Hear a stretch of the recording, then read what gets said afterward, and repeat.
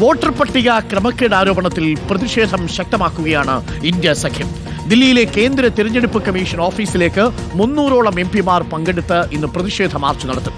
തെരഞ്ഞെടുപ്പ് കമ്മീഷന്റെ നോട്ടീസിന് രാഹുൽ ഗാന്ധി ഇന്ന് മറുപടി നൽകാനും സാധ്യതയുണ്ട്.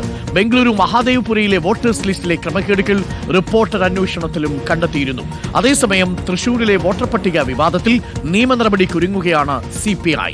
പ്രിയപ്പെട്ട പ്രേക്ഷകരെ, ഈ വാർത്ത മറ്റ് ദേശീയ ചാനലുകളും മറ്റ് പ്രാദേശിക ചാനലുകളും കാര്യമായി ഫോളോ ചെയ്യാത്ത സാഹചര്യത്തിൽ റിപ്പോർട്ടർ TV തുടർച്ചയായ അന്വേഷണം നടത്തുകയാണ് കർണാടകയിൽ. അത് ബാംഗ്ലൂരു സെൻട്രൽ മണ്ഡലത്തിൽ മാത്രമല്ല, ബാംഗ്ലൂരു നോർത്ത് മണ്ഡലത്തിലെ ക്രമക്കേടുകളും ഇന്നലെ റിപ്പോർട്ടർ TV പുറത്തുവിട്ടിരുന്നു. PR സുനിൽ ദില്ലിയിൽ നിന്നും, ദീപക് മോഹൻ കർണാടകയിൽ നിന്നും, ജെയ്സൺ ചാമവളപ്പിൽ, രാഹുൽ ഇഫക്റ്റ് ഇപ്പോൾ വന്ന തൃശ്ശൂരിൽ നിന്നും തത്സമയം ചേരുന്നുണ്ട്. 3 പേർക്കും very good morning.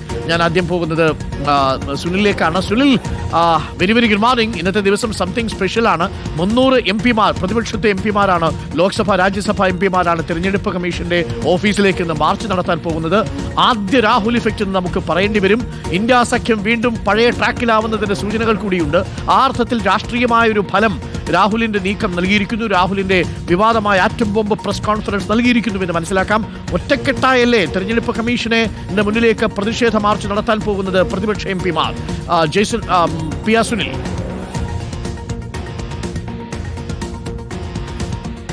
Arun, good morning. ഞാനിപ്പോൾ നിൽക്കുന്നത് പാർലമെന്റിന്റെ ട്രാൻസ്പോർട്ട് ഭവന് സമീപത്തുള്ള ഗേറ്റിലാണ്. ഈ ഗേറ്റ് വഴിയായിരിക്കും എംപിമാർ തെരഞ്ഞെടുപ്പ് കമ്മീഷനിലേക്ക് പോകാനായി ഇറങ്ങി വരിക.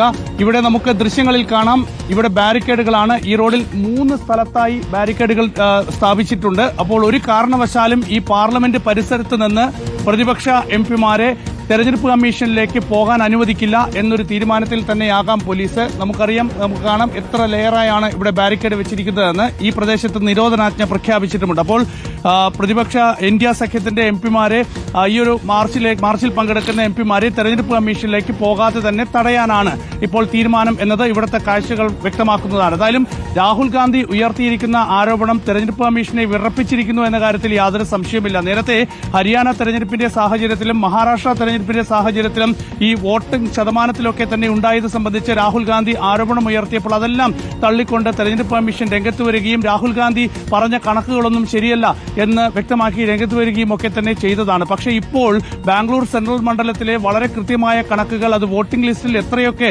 കള്ളവോട്ടുകൾ ഉണ്ട് എന്ന് ചൂണ്ടിക്കാണിച്ചുകൊണ്ട് രാഹുൽ ഗാന്ധി ഉയർത്തിയിരിക്കുന്ന ഈ ഒരു ചോദ്യം തീർച്ചയായും രാജ്യത്ത് വലിയ ചർച്ചയാവുകയാണ്. അത് രാഷ്ട്രീയമായി തന്നെ ഈ വിഷയത്തിൽ വളരെ ശക്തമായ നീക്കം നടത്താനും ഇപ്പോൾ ഇന്ത്യ സഖ്യം തീരുമാനിക്കുന്നു. ഇന്ന് രാവിലെ 11 മണിയോടെയായിരിക്കും ഇന്ത്യ സഖ്യം ഒറ്റക്കെട്ടായി തെരഞ്ഞെടുപ്പ് കമ്മീഷനിലേക്ക് നീങ്ങുക. രാവിലെ 10:30 മണിക്ക് എല്ലാ അംഗങ്ങളോടും പാർലമെന്റ് കവാടത്തിൽ എത്താൻ നിർദ്ദേശം നൽകിയിട്ടുണ്ട്. അപ്പോൾ ലോക്സഭയിലെയും രാജ്യസഭയിലെയും 300-ലധികം എംപിമാരെ അണിനിരത്തിക്കൊണ്ടാണ് ഇപ്പോൾ ഇന്ത്യ സഖ്യം ഈ ഒരു നീക്കം നടത്താൻ പോകുന്നത്. പാർലമെന്റ് കവാടത്തിൽ നിന്ന്, ഇത് പഴയ പാർലമെന്റാണ്, തൊട്ട് അതിന് മുൻപിലാണ് പുതിയ പാർലമെന്റ്. ഈ 2 പാർലമെന്റിനും ഇടയ്ക്കുള്ള ഭാഗമാണ് ഗാന്ധി പ്രതിമയ്ക്ക് മുമ്പിലുള്ള പ്രദേശം. അപ്പോൾ അവിടെ നിന്ന് എല്ലാ എംപിമാരും ആദ്യം അവിടെ സമ്മേളിച്ച ശേഷം പിന്നീട് ഈ പാർലമെന്റിന്റെ ഈ സമീപത്തുള്ള ട്രാൻസ്പോർട്ട് ഭവന് സമീപത്തുള്ള ഈ ഗേറ്റിലൂടെ ഇറങ്ങി എംപിമാർ പുറത്തു വരാനാണ് തീരുമാനം. അപ്പോൾ 10:30 എല്ലാവരും സമ്മേളിക്കും. 11 മണിയോടുകൂടി എല്ലാവരും ഈ ഒരു ഗേറ്റിലൂടെ പുറത്തിറങ്ങി പിന്നീട് ഇവിടെ നിന്ന് ഏതാണ്ട് ഒരു 500 മീറ്റർ അകലെയുള്ള തെരഞ്ഞെടുപ്പ് കമ്മീഷനിലേക്ക് പോകാനാണ് തീരുമാനം. അശോക റോഡിലാണ് തെരഞ്ഞെടുപ്പ് കമ്മീഷൻ. ഇത് പാർലമെന്റ് സ്ട്രീറ്റ് ആണ്.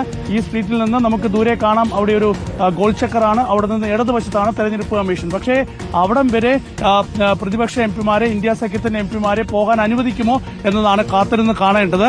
തീർച്ചയായും ഇത് തടയാനുള്ള എല്ലാ സാധ്യതയുമുണ്ട്. അതിനുള്ള എല്ലാ ഒരുക്കത്തിലുമാണ് ദില്ലി പോലീസ്. അതിനുള്ള ബാരിക്കേഡുകളൊക്കെ തന്നെ ഇവിടെ സ്ഥാപിച്ചിട്ടുണ്ട്.